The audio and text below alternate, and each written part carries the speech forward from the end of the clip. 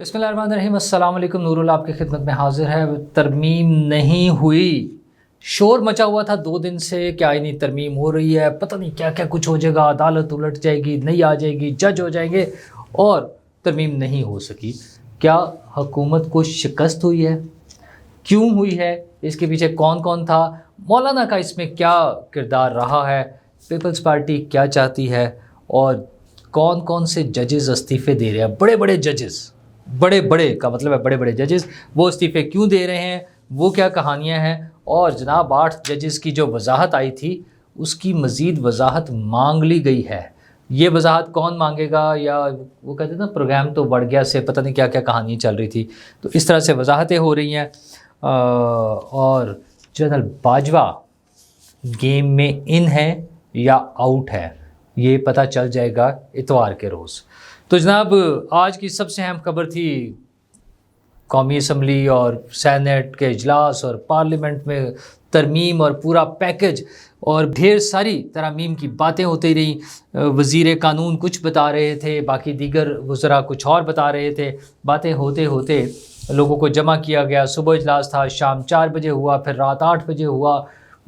कल से जो चल रहा था और वो फिर ख़त्म हो गया। फिर आज की बातें हुई और आज पता चला कि कोई तरमीम नहीं हो रही।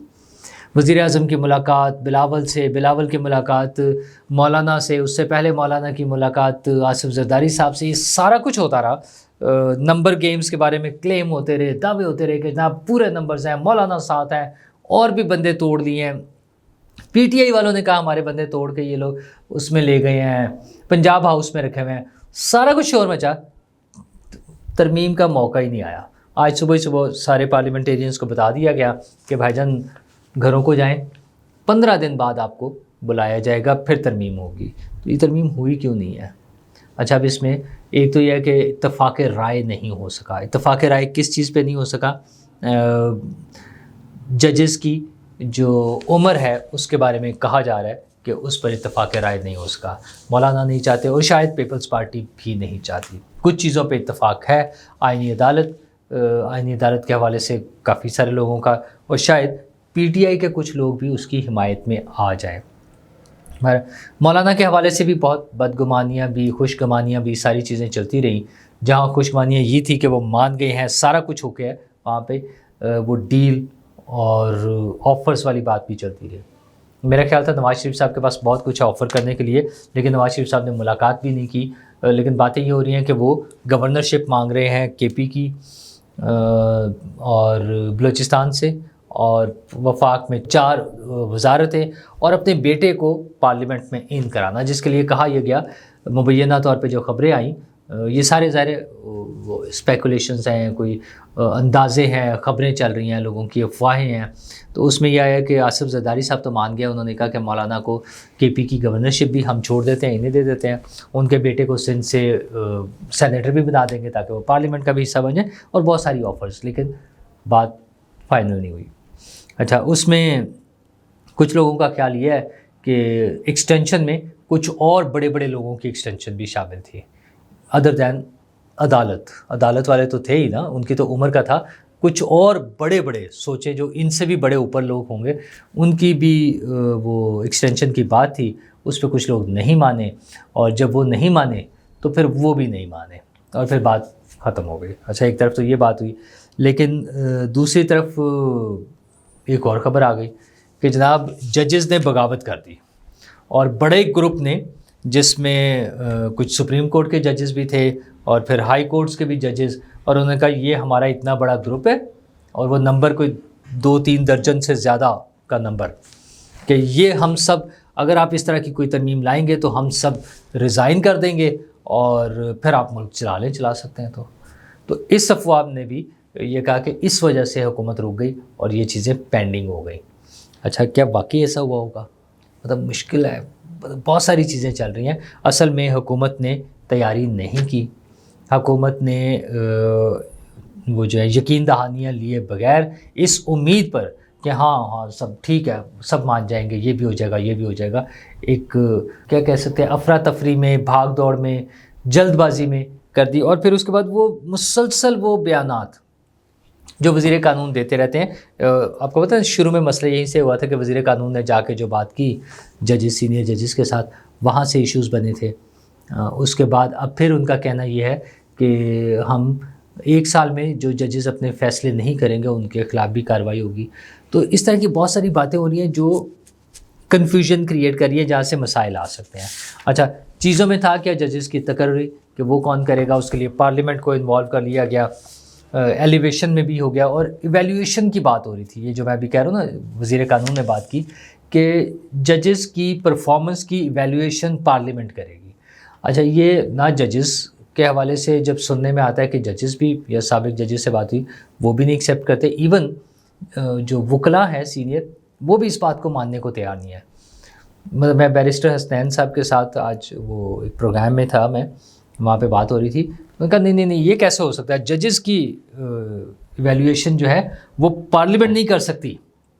اچھا جی اگر پارلیمنٹ نہیں کر سکتی تو پھر کس نے کرنی ہے, پارلیمنٹ کے علاوہ تو کوئی نہیں. لیکن یہ سارے جھگڑوں کے ساتھ ساتھ کہ کہاں سے ہونا ہے کہاں سے نہیں ہونا, فائنلی ہوا یہ ہے کہ جناب ترامیم کا وہ جو پیکیج تھا وہ پوسٹ پون ہو گیا.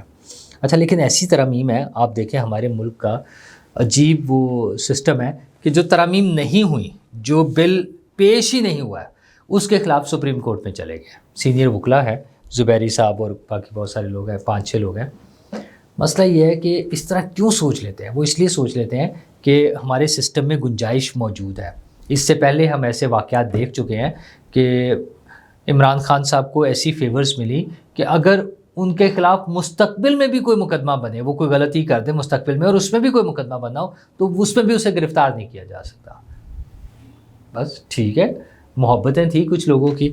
تو ابھی بھی یہ جس قسم کی یہ پٹیشن آئی ہے, سپریم کورٹ میں درخواست آئی ہے, کوئی پتہ نہیں اس پر بھی کوئی فیصلہ آ جائے. اور یہ جو آج افواہ چلی ایک مرتبہ کہ ججز استعفے دینے لگے ہیں اور یا وہ ڈرا رہے ہیں استعفے سے کہ اگر ہم نے اتنے سارے لوگوں نے استعفے دے دیے تو سارا سسٹم چلنا مشکل ہو جائے گا. اچھا اس سے ویسے کچھ نہیں ہوتا, استعفوں سے کچھ نہیں ہوتا. ویسے تو یہ جو افواہ تھی اس کی کوئی تصدیق نہیں ہے اس کی, لیکن اس طرح کے استعفوں سے کچھ نہیں ہوتا. ہاں حکومت کسی سٹیج پہ یہ سوچ سکتی ہے کہ شاید وکلاء کوئی تحریک نہ شروع کر دیں, شاید کوئی اور ایسی موومنٹ نہ شروع ہو جائے جسے اوائڈ کرنا چاہیے. تو اس طرح کی چیزیں ہو رہی ہوتی ہیں. لیکن سپریم کورٹ کی جو پٹیشن جو ہے یہ بھی بڑی حیرت انگیز چیز ہے. لیکن سپریم کورٹ میں تو ایک اور کارروائی بھی ہوئی ہے, اور وہ کارروائی ہوئی ہے اس 8 ججز کی وضاحت پر. 8 ججز نے جو فیصلہ دیا تھا پی ٹی آئی کو سیٹیں دینے والا المعروف فیصلہ, اس پہ تفصیلی فیصلہ تو نہیں آیا لیکن ان کی ایک وضاحت آ گئی.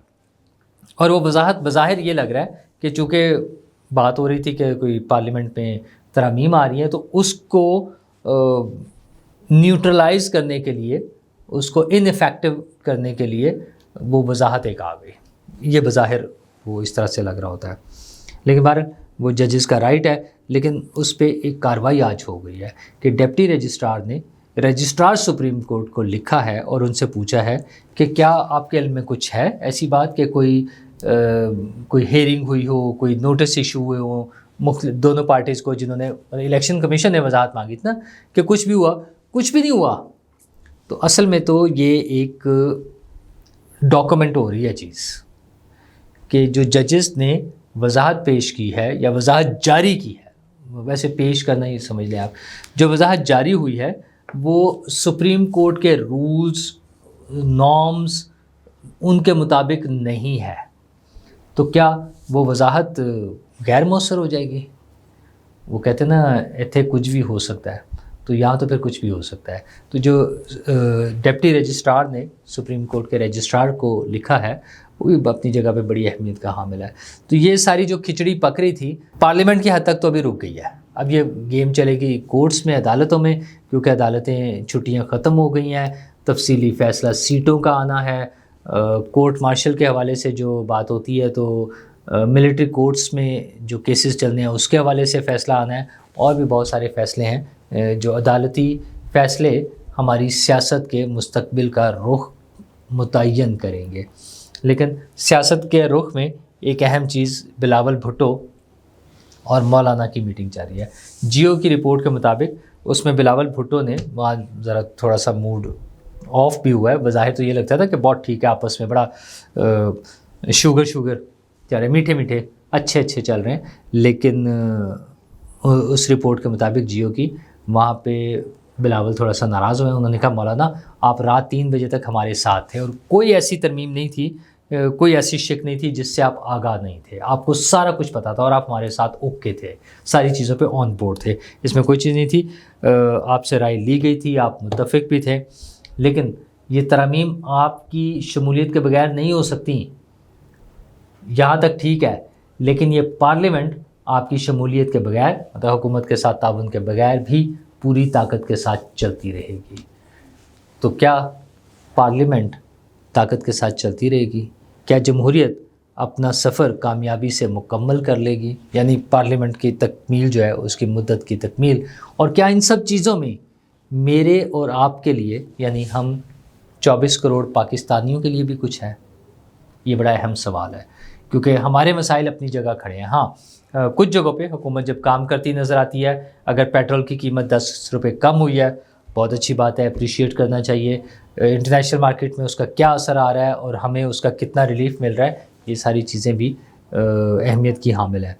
ابھی بہت گنجائش ہے ریلیف دینے کی، اور ضرورت ہے. بیسیکلی گنجائش اپنی جگہ، میں تو سمجھتا ہوں جہاں گنجائش نہ بھی ہو وہاں پر بھی ضرورت ہے، تو گورنمنٹ کو کنسیڈر کرنا ہوگا. ہاں پنجاب گورنمنٹ نے ایک اچھا سٹیپ لیا ہے، بچوں کے ہارٹ سرجری کے حوالے سے فوری کرنے کے لیے گورنمنٹ کے ایکسپینس پر ایک بڑا سٹیپ ہے. ایک بڑی تعداد میں، ہزاروں کی تعداد میں بچے جو ہیں ان کی زندگیاں محفوظ بنائی جا سکتی ہیں. تو اللہ تعالیٰ ہماری حکومتوں کو توفیق دے کہ وہ پاکستان کے لیے، پاکستان کے رہنے والوں کے لیے اچھے کام کرتے رہیں. شکریہ.